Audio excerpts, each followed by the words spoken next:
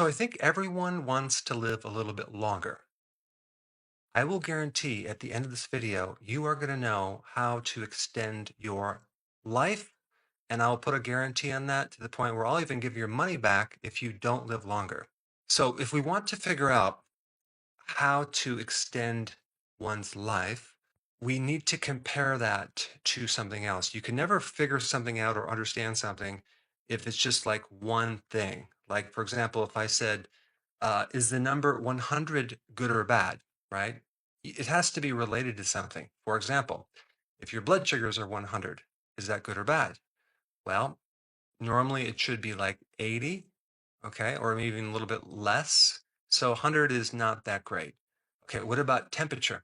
Is that good or bad? Well, you have to evaluate that compared to your normal temperature, which is 98.6. So 100, yeah, it's a bit too high. So in order to figure out longevity, we have to compare that to the reason why people die and look deeper at the risk factors, potential causes, etc. Because if we could just eliminate why people die, we can extend your life that way without knowing anything else. Okay. Well, I'll just tell you right now the number one cause of death worldwide is heart attacks. Now, in this graph that I'm going to pull up right now, it shows the greatest risk factors for dying from a heart attack. Okay. Take a look at this. And we're looking at the graph on the left side, heart disease. We have various risk factors. Okay. We have hypertension, we have smoking, we have obesity. Okay. Then we have aging. So look at how much greater aging is as a risk factor for heart disease. But what we're really looking at is the deaths from heart attacks. So, based on that, do we have enough information to know how to live longer? Because all we know now is the biggest factor for heart disease death is aging, and we know that the greatest cause of death is heart disease death. So, what we need to do is we need to look a little bit more at heart disease itself. Let's look at some statistics on heart disease. I have this very interesting graph showing the risk factors for coronary heart disease as well as the biomarkers. And biomarkers are just like little red flags, which just tell you the risk of getting a heart attack. Now, what's so important about this graph is to look at the relative differences between the different risks. And if we look at the top graph, let's just take a look at type 2 diabetes. If you have diabetes, you're at more of a 10 times risk of developing heart disease than people that don't have diabetes. And if we look at the biomarkers, specifically insulin resistance, okay, now you're probably wondering what lipoprotein insulin resistance is. That's a kind of a fairly new but very reliable biomarker of insulin resistance. Look at insulin resistance compared to what everyone focuses on is the LDL as a risk factor for heart attacks, the so-called bad cholesterol. Now, I'm not going to even get into like the small dense particle size versus the large buoyant size, none of that. I'm just looking at LDL cholesterol. We're going to compare that to insulin resistance as a risk. So if we look at the numbers for LDL, it's basically has a risk factor of 1.3. That means if you have a higher LDL, that can put you at a risk factor of 38% more risk. Okay, now 38% sounds like a big risk, right? But let's compare that to insulin resistance, which increases your risk by 540%. So if we're looking at the relative importance or focus or attention that you should put on preventing heart attacks, what would be a bigger number, 540% or 38%? The insulin resistance biomarker is 14 times greater than LDL. And if we look at it a percentage, it's 1,300% greater. And this blows me away because I don't even know if doctors even can look at insulin resistance as a biomarker or risk factor at all. It's mainly focused on this cholesterol value or bad cholesterol. Now, if we look at the top graph, the graphs in red Diabetes is caused by insulin resistance. Then the second one, metabolic syndrome. What causes that? Insulin resistance. Then we have hypertension. What's behind that? Insulin resistance. What about diabetes? What causes that? Insulin resistance. And then what about smoking? Is insulin resistance involved in smoking? It actually does contribute to insulin resistance in a big way. It actually can elevate your blood sugars, and I'll put that data down below too. So by looking at all these risk factors and biomarkers and evaluating the relative importance, apparently insulin resistance happens to be the biggest risk factor for premature cardiac deaths. Now that's interesting, but there's something even more interesting about this topic. What is the mainstream treatment for high cholesterol? And if you said statins, you guessed correct. What's a statin? It's a drug that blocks the production of cholesterol in the body. And when we're done with this video, go ahead and go to Google and just type in statins related to insulin resistance. And you're going to find that right down the list, there are many, many studies showing that when people take statins, they can develop insulin resistance and even diabetes. So the very treatment to prevent a heart attack could end up worsening a heart attack. Why? Because of insulin resistance. Anything that increases insulin resistance is not a good idea when you're trying to prevent a heart attack. It's data that you should bring up with your doctor. You should educate your doctor about this because sometimes there's so hyper focused on this one bad cholesterol, they might not be up on some of this current data. Now, when we talk about longevity, we want to keep the mitochondria as strong as possible. Okay, we don't want the mitochondria to die. One of the reasons the mitochondria dies and even can shorten your life is a term called apoptosis. Okay, apoptosis is cell death, and when we're talking about the mitochondria, it's the death of the mitochondria. Well, apparently statins also impair the mitochondria and increase this apoptosis. Now, the other thing you should know about statin drugs, and I'm not telling you to come off your statin drug. I'm just giving you the information to be able to research and bring this up with your doc. But it's a well-known fact that statins deplete coenzyme Q10, which has everything to do with helping you transport um, electrons in the mitochondria. They're involved with generating more energy or ATP in your body.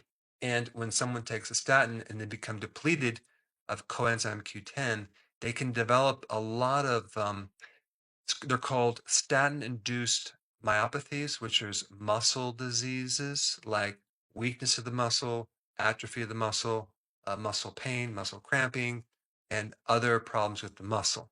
And this is why anyone on statin should always, always, always take coenzyme Q10. And what's more ironic just about coenzyme Q10 as a nutrient? Guess what food that you find it mostly in? Beef liver, fatty fish, things with more cholesterol.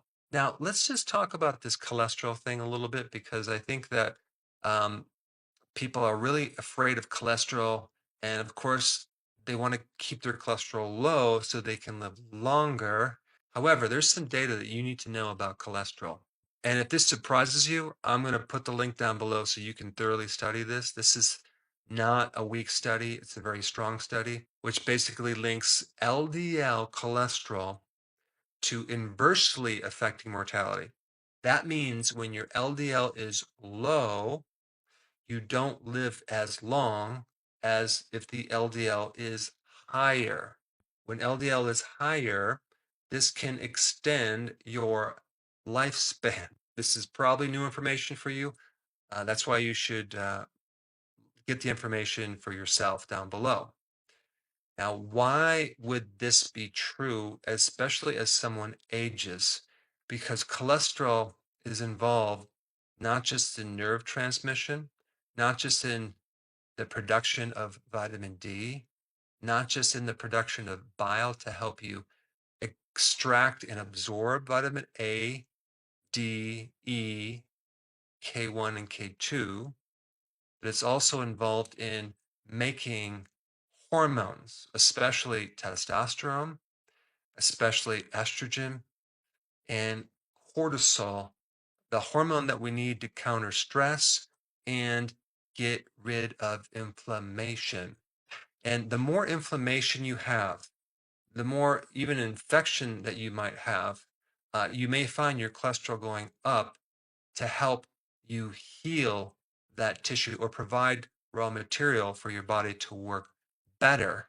So if you just think about like why even cholesterol would end up in the arteries, it's part of the healing process. As someone ages, especially if someone is female going after menopause, and she starts lowering her cholesterol, boy, the hormones just kind of tank.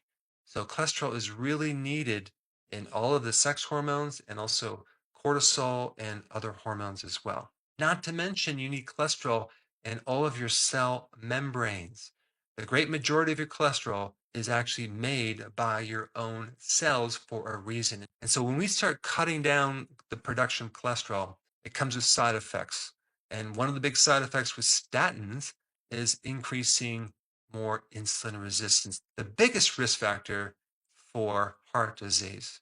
Since we're on the topic of cardiovascular disease, many people are not just on statins, they're on blood thinners. All of those medications also contribute to insulin resistance and increased insulin and increased blood sugars. On top of the heart healthy diet that's recommended by the American Heart Association, which is fruits, vegetables, whole grains, and lean meats. Well, I want to comment on the fruits first. A while ago, I was eating what I thought was healthy, and I was eating fruits like apples through the day. And I was eating a lot of other things that I'm still eating, but all I did was cut out the apples, which is so high in sugar. And that sugar is not just glucose, it's fructose too.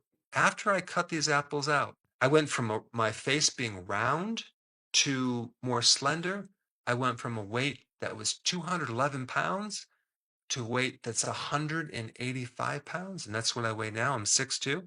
So fruit is so sweet, unfortunately, you're just going to raise your blood glucose and raise your insulin. Not to mention the fructose going to the liver and creating insulin resistance from a different angle.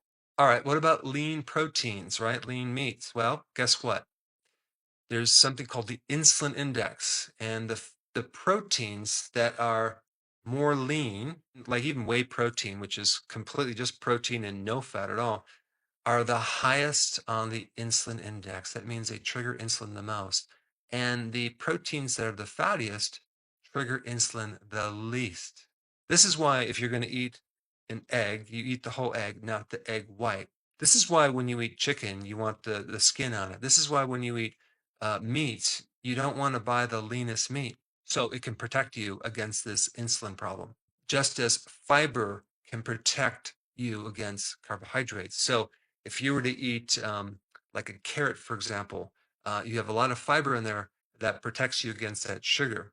This is also why vegetables are really good because they're very low in sugar and very, very high in fiber. And of course, when we get to the whole grains, don't get me started on that topic because grains will just increase your blood sugars, regardless of them being whole grain or refined grain.